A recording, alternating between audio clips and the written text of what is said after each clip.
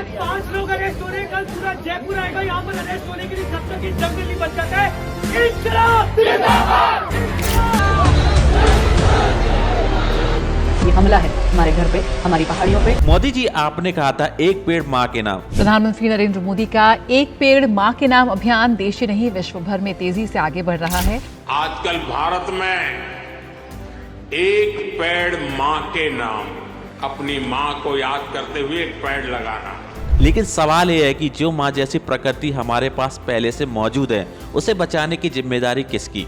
अरावली पहाड़ी राजस्थान की पहचान और दिल्ली हरियाणा की सांसों की ढाल है। अगर अरावली नहीं होती तो आज दिल्ली रेगिस्तान की धूल में दब चुका होता। लेकिन आज वही अरावली हमारी आंखों के सामने धीरे धीरे मिटाई जा रही है। मोदी जी, आप हमें जिंदा रहने दोगे या धीरे धीरे मार ही डालोगे? क्योंकि आज एक तरफ दुनिया के कुछ देश आर्टिफिशियल इंटेलिजेंसी बना रहे हैं, डीप सीक मिशन पर काम कर रहे हैं और स्पेस में आगे निकलने की तैयारी कर रहे हैं, और दूसरी तरफ हमारे देश का युवा सिर्फ इतनी सी उम्मीद में जी रहा है कि उसे नॉर्मल सांस लेने के लिए साफ हवा मिल जाए। दिल्ली में प्रदूषण का अब कोई आंकड़ा नहीं है, ये हर रोज दम घुटने की कहानी है। बच्चे इनहेलर पर हैं, बुजुर्ग अस्पताल में हैं, और युवा खुद से पूछ रहा है कि क्या इस देश में जीना ही सबसे बड़ी चुनौती बन चुका है? और इसी दम घुटती हुई हवा के पीछे एक बड़ा सच छिपा है। दिल्ली, हरियाणा और राजस्थान को बचाने वाली अरावली हिल्स अब कानून के कागजों में मीटर से नापी जा रही है, ताकि उन्हें बचाया नहीं, हटाया जा सके।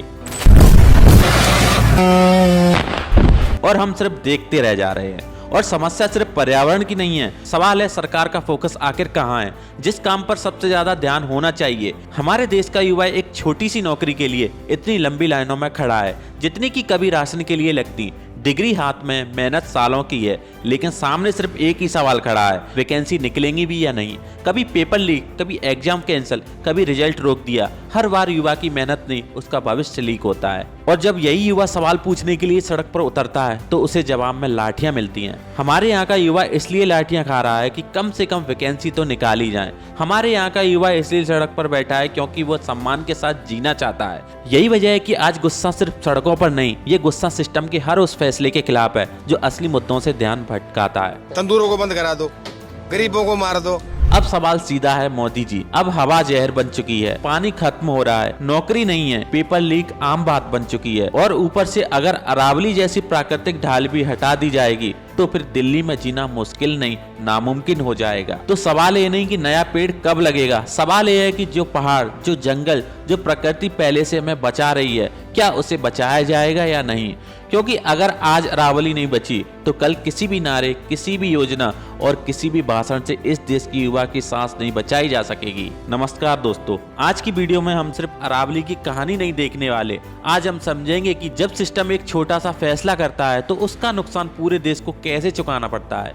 ये वीडियो पहाड़ों को लेकर है, लेकिन असर आपकी सांस, आपके पानी और आपके भविष्य तक जाने वाला है। तो चलिए वीडियो शुरू करते हैं। करीब 670 मिलियन साल पहले जब पूरी पृथ्वी पर जीवन के नाम पर बहुत कुछ नहीं था, तब भारत के इसी क्षेत्र में एक पहाड़ी श्रृंखला ने जन्म लिया, अरावली हिल्स। अरावली हिल्स गुजरात के चंपानेर से शुरू होकर राजस्थान और हरियाणा को पार करते हुए करीब 800 किलोमीटर का सफर तय करती हैं और आखिर में दिल्ली तक पहुंचती हैं। लेकिन अफसोस की बात है कि यह हजारों लाखों सालों का इतिहास अपने भीतर समेटे हुए है। ये पहाड़ अब खुद इतिहास बनने की कगार पर खड़े हैं। एक तरफ तो समय के साथ प्राकृतिक क्षरण की वजह से इन पहाड़ों की ऊंचाई लगातार कम हो रही है। यह एक प्राकृतिक प्रक्रिया है जिसे रोका नहीं जा सकता, लेकिन दूसरी तरफ इंसानों की विनाशकारी गतिविधियां इस प्रक्रिया में एक कैटलिस्ट की तरह काम कर रही हैं, जिससे अरावली हिल्स बहुत तेजी से गायब हो रही है। पिछवाड़े इनके साथ में है और इनके साथ में मिलकर के काम करते हैं। जब ठेकेदार को ये कह देते हैं फ़ोन करके कि हमारे हैं, बंद कर दो मशीनें,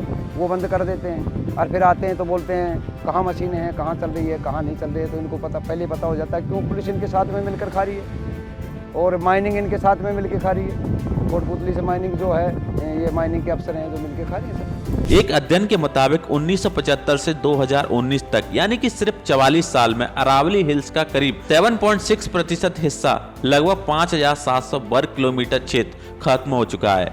इसमें करीब 3,700 वर्ग किलोमीटर इलाका बंजर जमीन में बदल गया, जबकि लगभग 775 वर्ग किलोमीटर क्षेत्र अब इंसानी बस्ती बच चुकी हैं।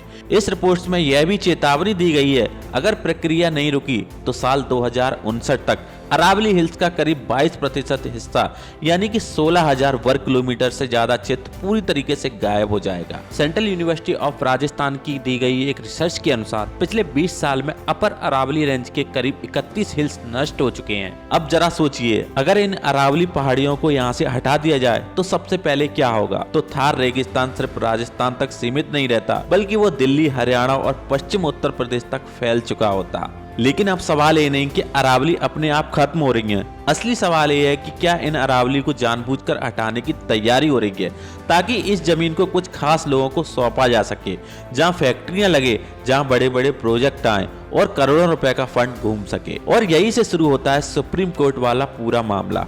20 नवंबर 2025 को सुप्रीम कोर्ट ने तमिलनाडु के टी.एन. गोदाबर्मन से जुड़ी एक पुरानी याचिका पर फैसला सुनाया। इस फैसले में अरावली पहाड़ियों की एक नई परिभाषा को मंजूरी दे दी गई।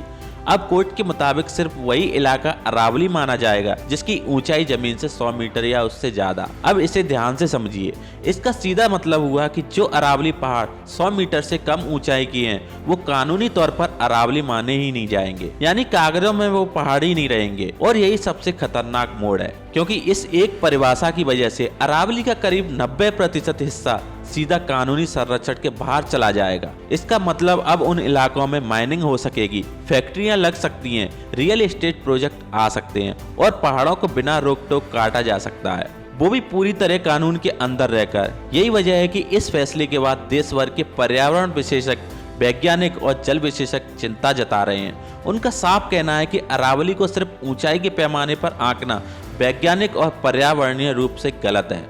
अरावली का काम ऊंचा दिखना नहीं है, अरावली का असली काम है थार रेगिस्तान को रोकना, बारिश के पानी को जमीन में उतारना, भूजल को बचाना, हवा को फिल्टर करना और पूरे उत्तर भारत के मौसम को संतुलन में रखना। लेकिन नई परिभाषा में इन सभी कामों को पूरी तरीके से नजरअंदाज कर दिया गया है। अब सवाल सीधा है, अगर अरावली कागजों में ही खत्म कर दी जाएगी तो इसे बचाने की जिम्मेदारी कौन लेगा? अगर पहाड़ी रिकॉर्ड से गायब हो जाएंगे तो उन्हें काटने से कौन रोकेगा?